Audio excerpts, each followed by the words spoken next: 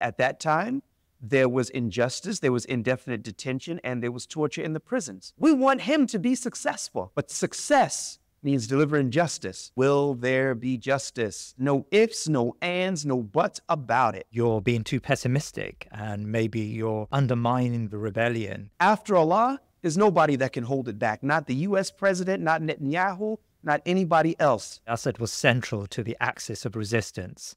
Again, soon. This revolution is about much more than just Abu Muhammad al-Jawlani. The best thing to happen is for somebody to tell Iran, pack your stuff. Syria is now free. But what does the future hold for a revolution that we believe had all but been decimated? The most recent spectacular offensive has given the rebel groups control over the country's major cities. There now is an appetite for change and unity. I've been struck by the jubilation felt by most Syrians as the tyrant fell. Many who escaped his brutality are now returning to the country. The optimism has to be maintained, and the positivity it expresses should not be replaced with the pessimism shown by some partial commentators who are wishing for Syria to fail. But challenges remain. How do we navigate these? And what of the people who are now at the center of the new government? I have the pleasure of having Bilal Abdul Karim on the show to help us understand the complexities of the road ahead and to analyze the current players. Bilal Abdul Karim is a video journalist who has been covering the conflict in Syria since 2012. He has produced reports for CNN, Channel 4, BBC, and Sky News, and runs his own news channel, On the Ground News.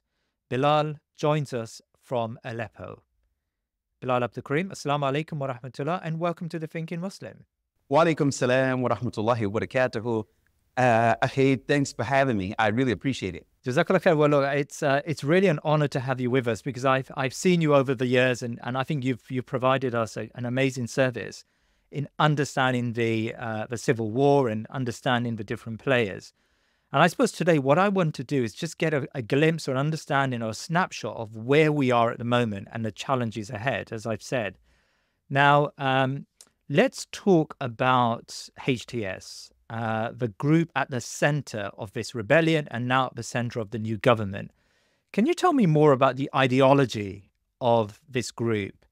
And in particular, here in the West, there's been conversations about its past and whether it's reformed sufficiently and whether it's reflective of the tapestry, the rich tapestry of Syrian society, or whether it reflects outside interests. So just give us an understanding of this group, because you've lived under HTS in Idlib, and you've, I think, quite intimately been involved with reporting on some of their activities.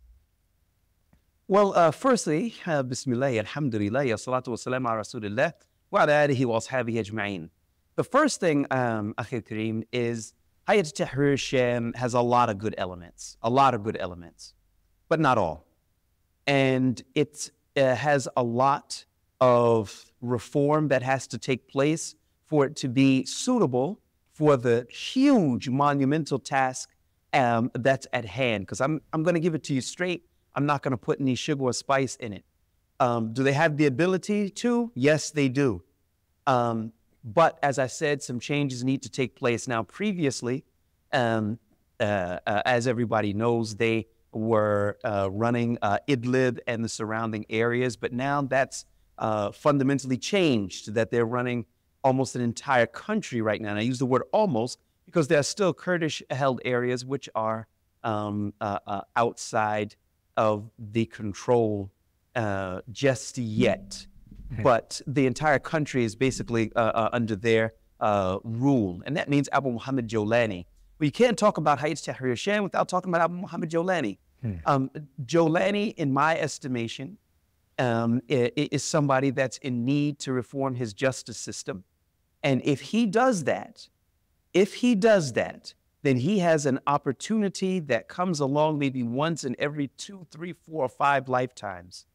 However, and he will have the support of the Syrian people, the Ummah, and I can't tell you the sky is the limit. If he chooses not to do that, then he's going to struggle. Firstly, he's going to struggle from the decree of Allah.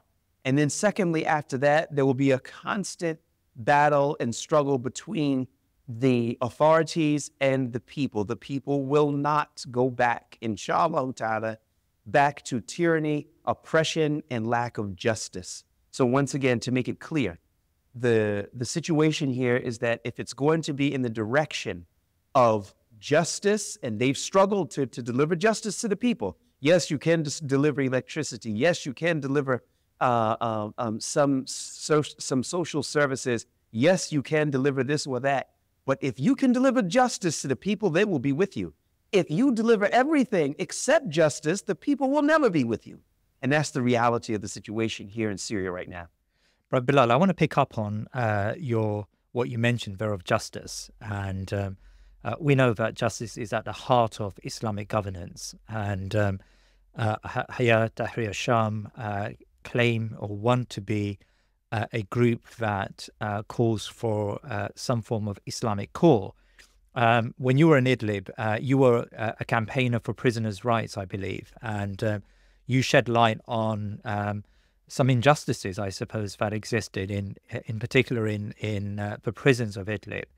And they, if I remember right, if I recall right, you were arrested for that and imprisoned for a period of time. Just to talk me through that episode and what you were calling for and some of the dark spots that you noticed in their governance structure. Well, the issue is that their feeling was that they can take extraordinary measures because they're living in difficult times. My position is that the Prophet ﷺ didn't tell us that justice could be suspended when you think that you're living under extraordinary times, and then it can be restored when you think times are good. That's what every dictator would say. They'd always say, oh, well, you know, we've got some terrorists and we need to deal with some terrorists and some bad elements and some terrorists. But that's just not how things go. And you're not going to unify the people like that. The people are not going to unify with a people who are going to oppress them. Now, I'm not going to say that Hayat Tahrir al-Sham, as the leader of this new government, is going to oppress the people. I am hoping, I am praying, and I am asking the people who are watching to hope and pray with me that they're going to deliver justice to the people, because if they do, then all things will be different, inshallah ta'ala. But at that time, there was injustice, there was indefinite detention, and there was torture in the prisons. Right. And that's just the reality of the situation. It's been well documented by me, by other people as well. And we're hoping and praying that that's not going to continue. But if it does continue, then we're going to advise Abu Muhammad Jawlani. And if he continues, then we're going to get better people than us to advise Abu Muhammad Jawlani. And if he continues, then we're going to then have to oppose him. But we're not looking to oppose him. We don't want to oppose him. We want him to be successful. But success means delivering justice. And if there is no justice, then the success is just not going to happen. So to what extent do you feel there has been movement in a positive direction? Because, of course, I watched that interview with Abu Ahmed Jawlani on CNN, and I have heard some of his snippets of conversations that he's had. His presentation at the Umayyad Masjid, for example. And the impression I get is that he wants to be inclusive and he wants to broaden the platform from which he governs, and he's met with, and his group have met with leaders from within the Muslim community as well as leaders outside the Muslim community, and just generally we get the impression that in the last few years in Idlib there has been a sea change in terms of how the administration functioned and services were delivered. Does that amount to a movement in a positive direction from your side? No. And I'll tell you why. Yeah. The people don't care about inclusivity. I'm going to say that again, and some people are not going to like what I just said. People don't care that much about inclusivity. We're going to include the Jews. We're going to include the Muslims. We're going to include the Christians. They don't care about that. What they care about is that there's going to be just leadership. And if there's just leadership, nobody's going to care if there are 5 Jews and 5 Muslims and 3 Christians and 2 people from Turkey. Nobody's going to care about that. It's going to come down to one thing and one thing only. Will there be justice? If there will be, they're telling, man, you can choose all the people that you want. You can get whoever you want. It doesn't make a difference to us. And we don't even need to know their names. That's how the people feel. People are not going to care that they're from this community or that community. The issue is that when they feel an injustice has been taking place, and then they call up on the phone and say, listen, Abu Muhammad, look, I got a problem here, man. You guys are off the hook. Is he going to respond? Is he going to straighten them out? Is he going to reprimand them or put them on the right track? That's what people care about. So I'm going to tell you, I've been in the Muslim lands for more than 20 years. I hear a lot of good talk. And I'm not saying that what he's saying is just talk. I'm not saying that. I am saying is that what he's saying sounds nice. And we want to see it on the ground. And that's what's important. And I want to reiterate one more thing one more time. Everybody here in Syria wants him to succeed. I am the first one. I want him to win. I want him to be successful in spearheading this whole thing, because this ushers in a new era. And we're ready and willing to support anybody who's going to give the people justice. No ifs, no ands, no buts about it. If he's going to do that, then it's all in. Bilal, I've heard on social media, I've seen on social media, your detractors would argue that you're being too pessimistic and maybe you're undermining the revolution and the rebellion by raising these issues at this moment in time, these justice issues. I mean, how would you respond to that? I would respond with this. What was this revolution about? Justice. It wasn't about anything else. It was about justice. When the people had no rights, what's that? Justice. When they came out against Bashar al-Assad because their family members were indefinitely detained, what's that? Justice. When their family members were tortured in Saydnaya and such like that, what's that? It's justice. So all I'm saying is that, first of all, if people talk about pessimism, brother, I'm all in. I'm fired up. Most nights, I don't sleep more than 3-4 hours these nights. Why? Because we got work to do. So I'm very, very optimistic. I'm more optimistic probably than anybody that you will talk to. But also at the same time, at 54 years old, I've seen a lot. And I understand one thing. If the people see that there's justice and they're being just, they're going to be all in. But if they're not going to see that, then people are going to say, well, what was it for? Where are we going? And you've got the Israelis who are pushing up. And we're not going to be able to repulse them except that we're going to do it together. We have to do it together. And we're not going to be together if there isn't justice. If there is justice, who can hold back a nation of 26 million people? Who could do that except for Allah? After Allah, there's nobody that can hold it back. Not the U.S. president, not Netanyahu, not anybody else can hold back a nation of 26 million people who are saying the Israelis want to come in here. Well, we ain't having it. They won't be able to stay here. We understand them very well. But if we're going to be fighting amongst one another and there's justice, but only justice for some, and some people can get away with this, and okay, nobody knows he's in the back, go over there and teach him a lesson. No, we're not having that, and that's not where we're going with this whole thing. So is there anybody out there who would say, no, Bilal, we need to have some torture? No. Would anybody come out and say, well, Bilal, don't bring these matters up now? If you're not going to bring them up now, then when? Now is the time to establish whom the revolutionary forces are. We are about justice. That's what it should be about. First, foremost, and bottom line. Bilal, it's actually quite interesting. If you were, you're currently in Aleppo or just outside of Aleppo in the countryside. And I would imagine that if you were in a few weeks back in Assad territory and you were to speak like this, you would be arrested and put into prison. So there is obviously a different atmosphere in Syria today that allows someone like you to speak so openly and so strongly against is the wrong word, but so openly for justice and to criticize? That's positive. That seems very positive to me. Am I reading that right? Yeah, absolutely. Well, you see, you've got the Assad-controlled areas, and you also had the rebel-controlled territory.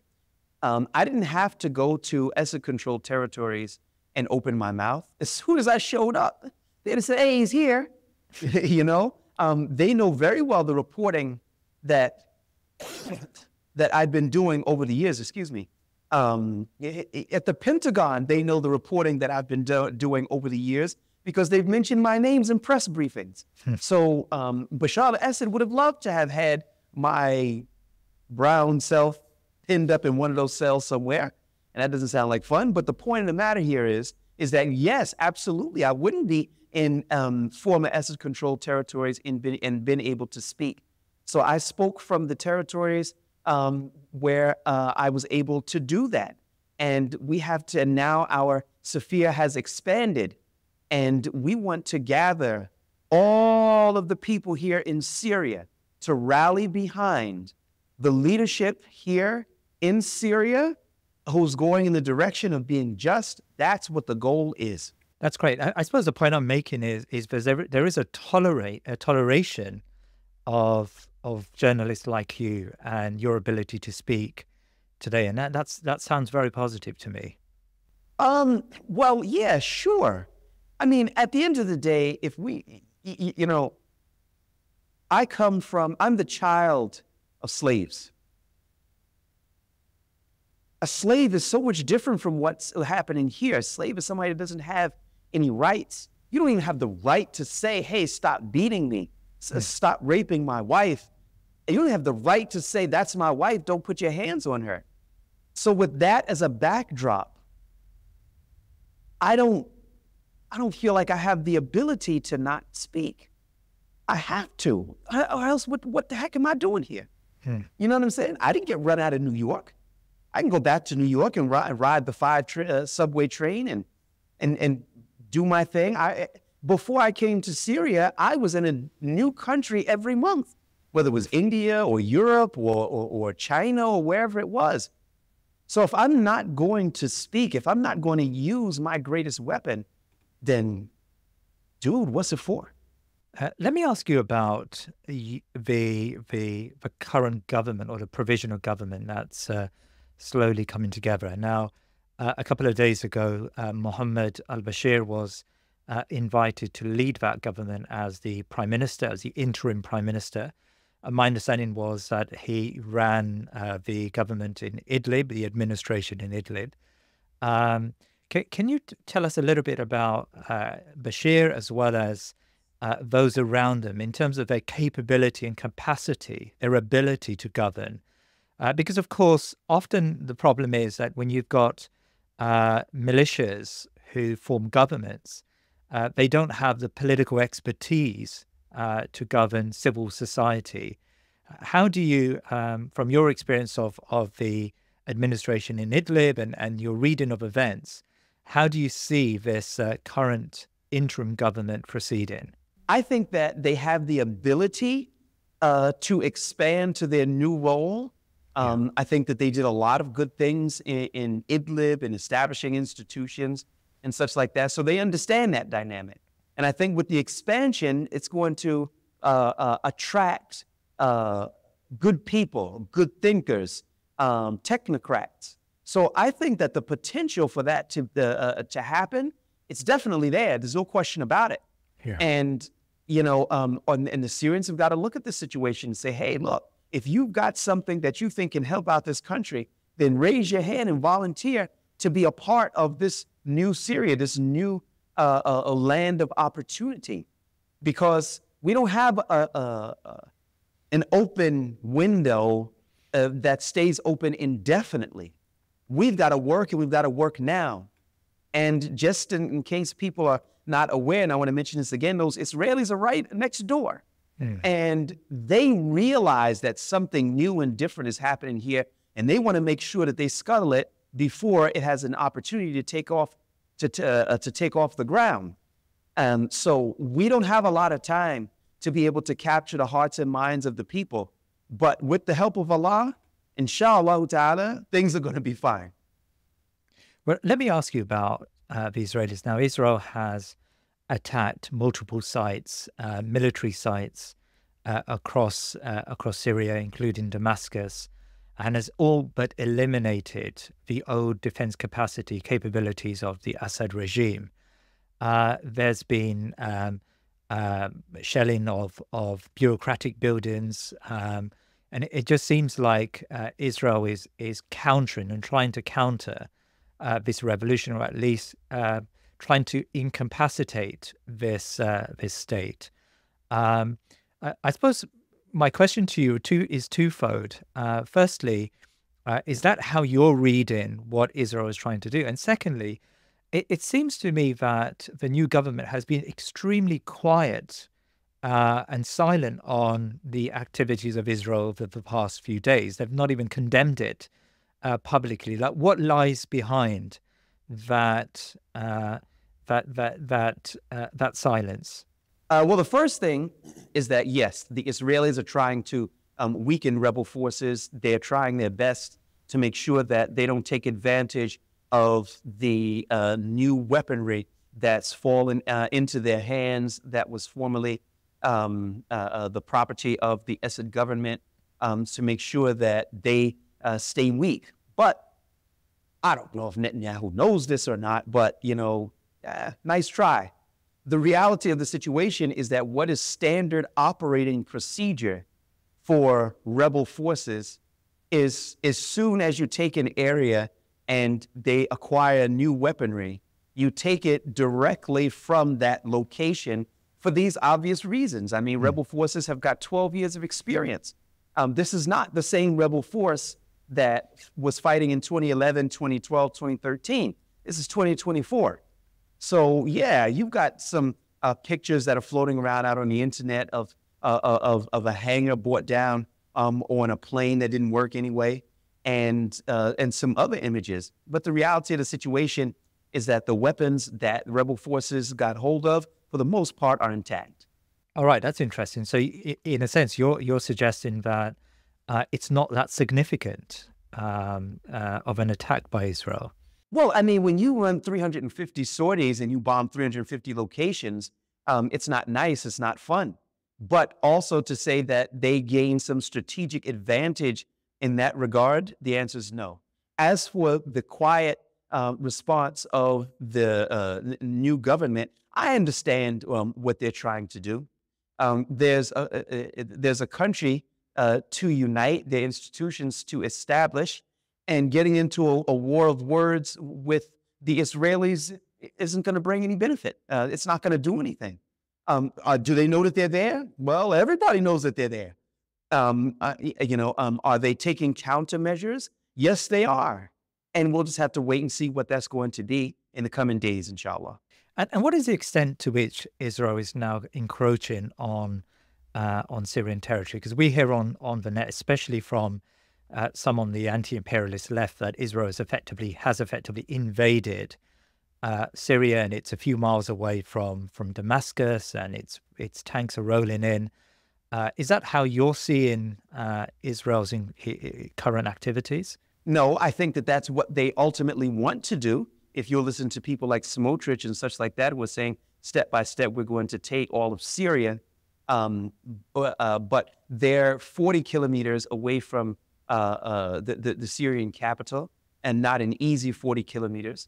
Not sure how many miles that is, but at any rate, it's still a ways away. They've taken the area of Quneitra, which is on the border. So I'm not going to sit here and tell you that we can say, okay, well, everybody can relax. They're still a ways away, so don't worry. That's not the case. That's not the issue. That's not the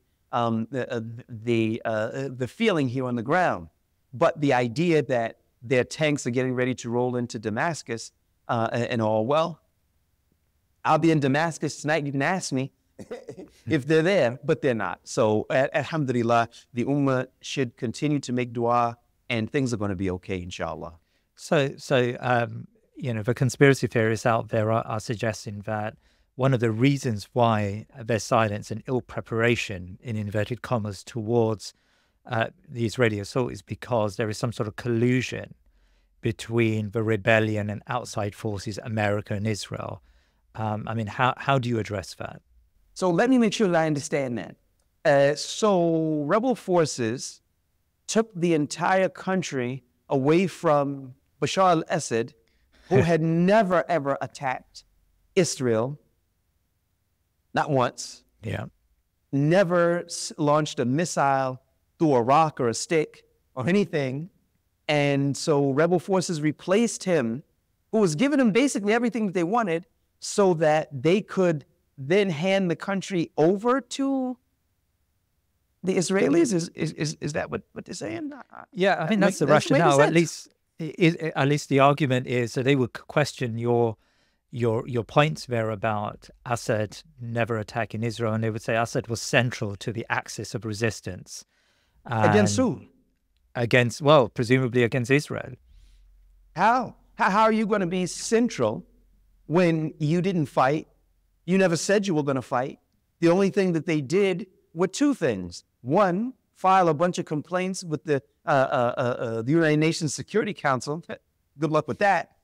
And allow the Iranians in town, because they were using them, or the Iranians were using Assad, in order to be able to keep rebel forces at bay. Assad would have preferred a different ally than Iran, who's not liked by anybody. But, beggars can't be choosers, and that was the reality of the situation. So if people are saying that, okay, well, the Israelis are, in collusion with rebel forces, look, you have to understand something that's very important here. This revolution is about much more than just Abu Muhammad al-Jawlani, much more than just Hayat Tahrir Sham. These are integral parts of it, but it's not everything. So even if by some way that outside forces were controlling certain leaders of the revolution, you haven't controlled the whole thing. It's kind of like Congress, or I should say the President of the United States. All right, let's say that you can control Donald Trump. That doesn't necessarily mean that Russia controls the Congress. It doesn't mean that they control the Senate. So the situation here is not in any one person's hands. It is spearheaded by Jawlani and HTS right now. So so this theory, I don't see it like that. Can I move on to where Islam fits into this new government structure? Now, of course, I'm here in the West, and there are lots of Muslims around the world who want Islam to have a greater say in government, for sure. But also there are non-Muslims here in the West who fear, or at least who live in trepidation because of recent examples of Islamic groups taking power, and the potential for that to go wrong and to oppress minority rights. So from your reading of HTS and their ideology, as well as the Syrian people, how much Islam is Islam going to be in the mix here when it comes to government and economy and politics in the years ahead? We're going to have to wait and see. But I'll tell you one thing. After 14 years of fighting, and the predominant force, not just Hayat Tahrir Sham fighters, but in other groups, just spearheaded by HTS, are Islamic fighters. And anybody that'll tell you different is lying. It's the first thing. The second thing is that it's going to be hard work to convince, hey guys, listen to this. We fought for 14 years. 1 million people have been killed. Half the population has been made into refugees and all. And you wanted to have real Islamic justice, but not going to happen, guys. We're going to try in a few years. Ain't nobody buying that. Nobody's going to listen and receive that message well. The reality of the situation is that the Taliban took Afghanistan. It took them 20 years to do it. When people told them from around the world, you've got to do it this way and you've got to do it that way, they were like, man, I don't know what you're talking about. We took this country. We fought for this country. We bled for this country, and we're going to decide the direction that this country is going to go in. They were saying that we hope that you will support us, and there will be some decisions that we make that you are not going to like. But we are an Islamic organization, and we want Islam, so please be with us. But we have sovereignty here, and that's all that there is to it. And I think that the rebel forces and the fighters which are here are a tolerant group, and they want to see a progression. It's not about, it's never been about going up to some woman and saying, hey, what kind of scarf is that? And bust over the head and drag her to prison or something like that. Or you might see a guy who's smoking a cigarette. Next thing you know, you body slam him and drag him to the nearest police station. It's just not that kind of element. But the people here, they want Islamic justice. They want that. And the Islamic justice is not about saying, hey, let's go and cut off somebody's hand. Hey, get over here. That's not the way it is. Islam itself does not call for a people of a society that only has one hand. I mean, that's part of the propaganda that the West would like to sow in the hearts and minds of the people. Why? Because it's a means of control. Because what they do is they say, it's harsh government, harsh stances, harsh this, harsh that. In an effort to turn the hearts and the minds of the ummah away from the people who have fought for 14 years to establish or to take away control from Bashar al-Assad and to establish justice. They want people to not support this revolution. They want that. Why? Because they're afraid. Imagine if we had an ummah of 1.5 billion people who are only making dua, not doing anything else because they may not have the ability to do that, but to only make dua, and we have an infinitesimal microfraction of those 1.5 billion people who are supporting people who are trying to establish good and establish a tolerant Islamic justice. Who's going to be able to hold those people back?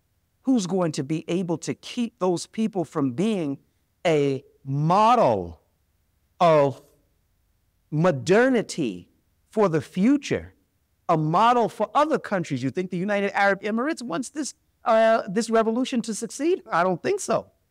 I don't think that Abdel Fattah al-Sisi wants it to succeed. I don't think that Joker Mohammed bin Salman wants this revolution to be successful, because the people are going to be looking at it saying, hey, look what those guys have done. We need to start to figure out how we can get a piece of that. So I really think that the future has the potential to be bright, but we've got to be smart and not allow the West to determine who is who in terms of people that they're willing to support. There has been, and you've answered this partially in a previous answer, but there has been an attempt by the new government to not come across as threatening to the West. And some argue that may be a bad sign symbolically for the future, because you've just said there in your answer that you don't want the West to muscle in on this revolution and to thwart it and to divert it and subvert it. But if there is a deference to the West, then very possibly we could find in the next few years this revolution is subverted by outside forces. I mean, how do you make sure that ordinary Syrians prevent that from happening? Islam. That gives you the criterion in terms of who's good and who's bad, who wants to help and who doesn't want to help, and they're wearing they're a wolf in sheep's clothing. That gives the criterion in terms of whether you should be going to the left or if you should be going to the right. For example, let's say that you have some Western forces that come and they say, hey, listen, guys, Y'all need money, right? Sure you do. And you can get some money. You can open up a couple hotels. You can have some casinos and stuff like that. You can put the people to work. That's the way that they'll sell it to the people. Now, people who have no Islamic foundation, no Islamic background, and it's all about just secularism, even though they may have good intentions for their country, they might be swayed by a message like that. But as soon as that leader, that secular leader, comes back to people who understand the basics of Islam, hey, why don't we open up a couple of casinos down in Damascus, one in Homs, and so on and so forth? What do you guys think? They'd be looking at him as if he'd lost his mind. We don't even need to discuss that. We'll stay broke until we can try to figure out a better solution, because we're not going in the haram direction. You see, that's the means of control that the West will try to implement it. They tried it with the Taliban, didn't work. Inshallah ta'ala, their efforts here will be equally a failure. You reported from Sednaya and the horrific scenes that came out of his prison and other prisons across Syria has really captured and repulsed all of us. Can you tell us a little bit about what you saw and witnessed when you attended these prison sites? But also, I suppose, one of the worries we have, and again, you did answer this partially previously, but one of the worries we have is that these prisons will be reopened and will house future prisoners who are, let's say, uncomplimentary to the government, to the state. Has there been a move to prevent these prisons from reopening, and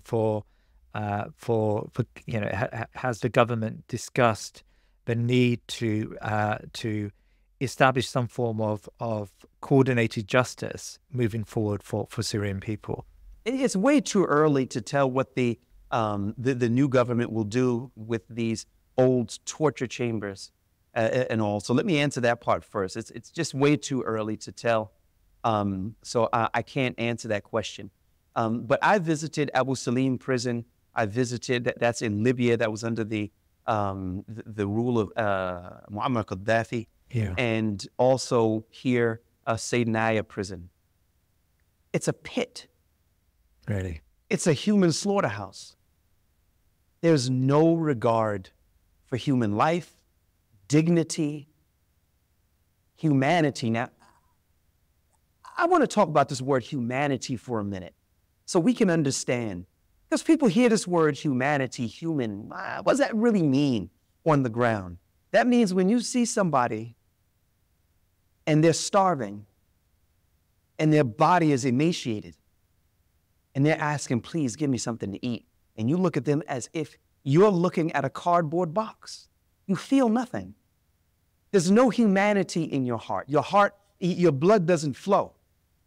That's what a lack of humanity means. That's what was happening at these prisons. When you have somebody, and I've said this before in interviews, and I want to issue a challenge to the people.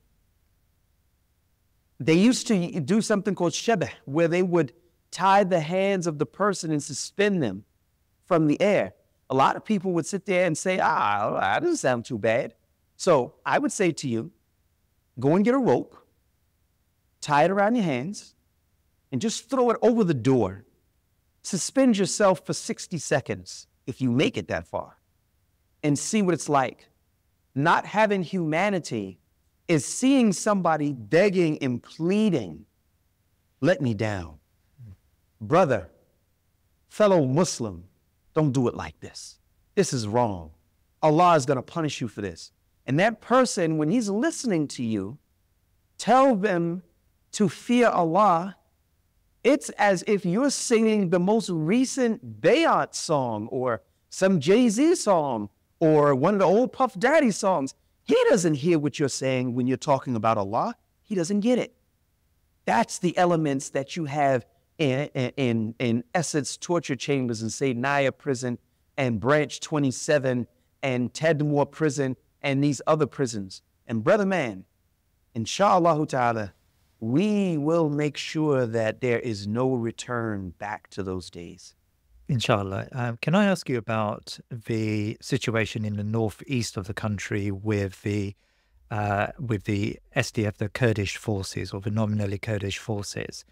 At the moment, there is an offensive against them by the SDA, the Turkish-backed rebel groups, and I know that there's been some conversation about a ceasefire recently, or at least a lull in that offensive.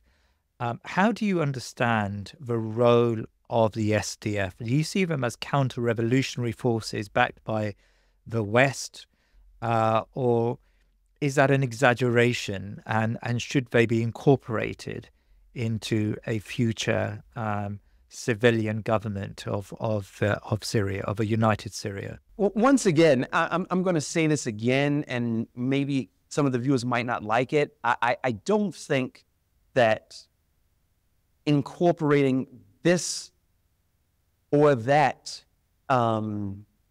ethnicity, if we would maybe use that, I don't know if that's the right word for it, or people from this background or that background, I don't think that that's that important, and I don't think that the new government should focus on that. I think that they should keep their ears open to all of the parties and not be dragged into this thing where we have to have 5 of this and 4 of that and 3 of that. Now, to go back to your question, do I think that they should be included? They're a part of Syrian society. I'm not talking about the SDF, YPG, and PKK. These militia forces, in my estimation, have to be dismantled, done away with. There was no Aleppo siege that killed thousands of people without the participation of those militia forces. Right. Those are the same militia forces that are keeping many women and children that were arrested during the attacks on ISIS. Now, I am the #1 person who's against ISIS, but I also understand something else. There are plenty of mobsters that are out there that had wives who never participated in their crimes. So who would think that if somebody was a mobster, he was a murderer and a drug dealer and so on and so forth, and then somebody would say, okay, well, why don't we go lock up his wife and his kids? Who would think that that's a good idea? I would say that those women and children that don't have any blood on their hands, that didn't participate in ISIS's murderous activities, what are you holding them for?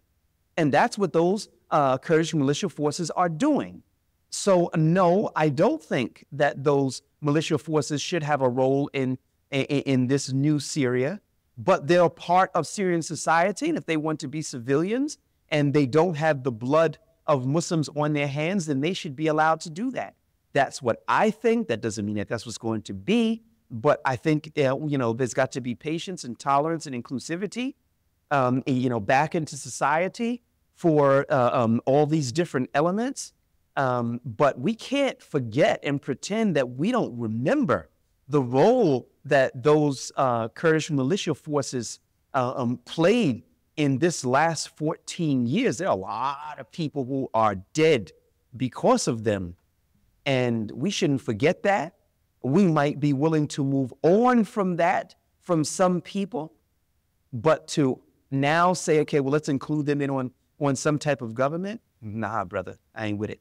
Jolani, in his speech in the Central Mosque, he commented on Iran and Hezbollah in particular, and their activities in Syria, and the need to make sure that those forces do not return.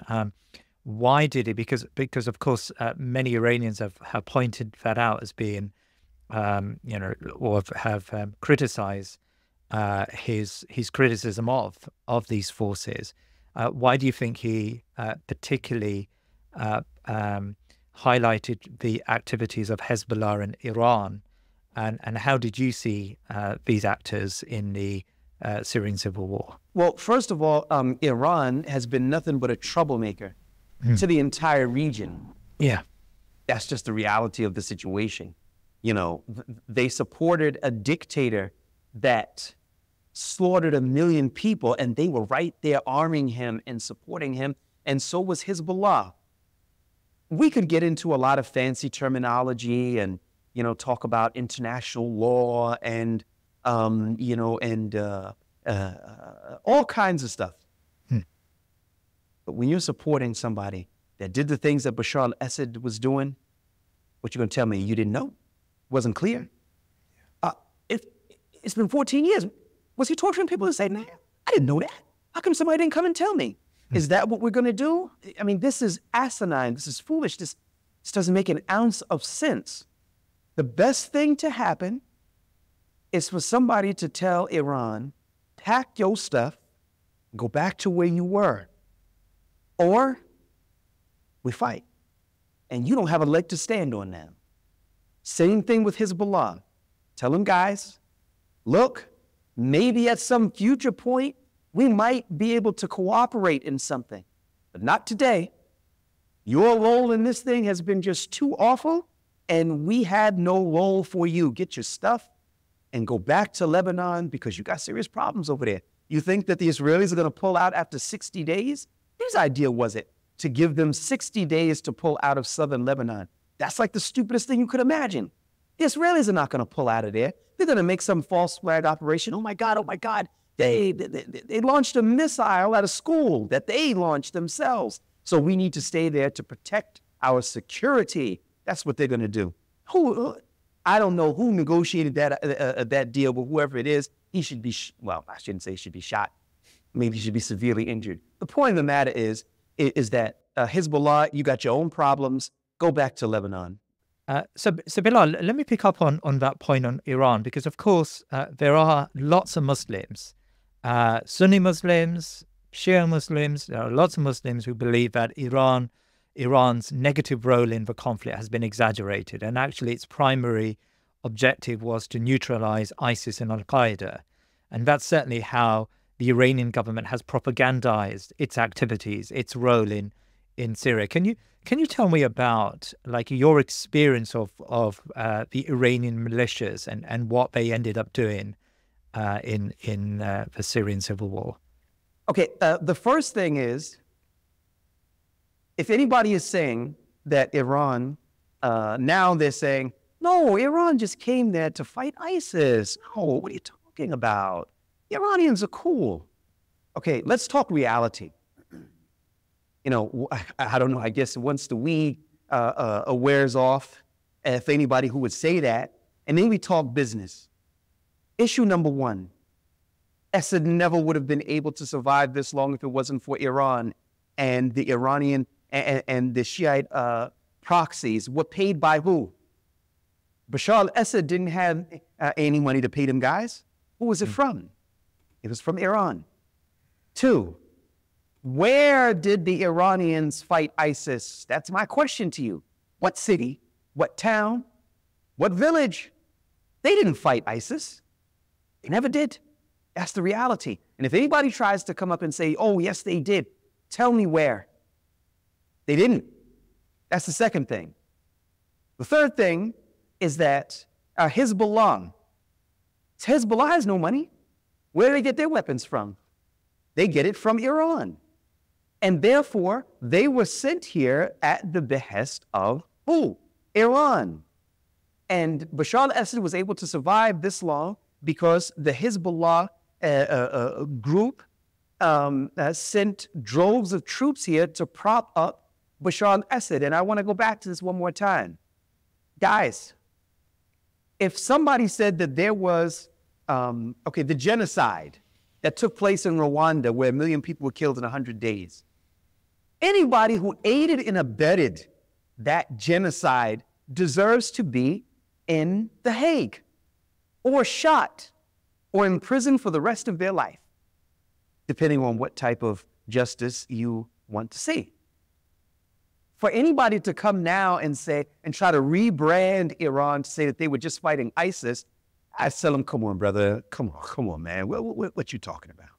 Yeah, thank you for that. I think that's certainly, I think that message hasn't resonated among some quarters. I mean, what do you say to the anti-imperialist left, or at least some elements of the anti-imperialist left, who continue to argue that this rebellion is negative for Syrian people and for the Palestinian cause in particular, and by by this rebellion removing Assad. Palestine is now lost, and Gaza is in a far more weaker position. You've addressed the Assad component of that previously, but I suppose the discussion from the anti-imperialists is that we now have a region that is weaker as a result of the rebellion. Well, the first thing that I would say is this.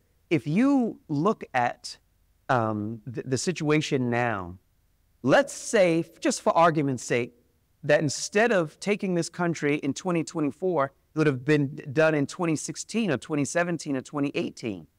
Maybe rebel forces would have been in a position to actually help the people of Palestine 6 years or 7 years later. So for people who would say, okay, well, it's weaker now. Okay, are we going to live in the here and now?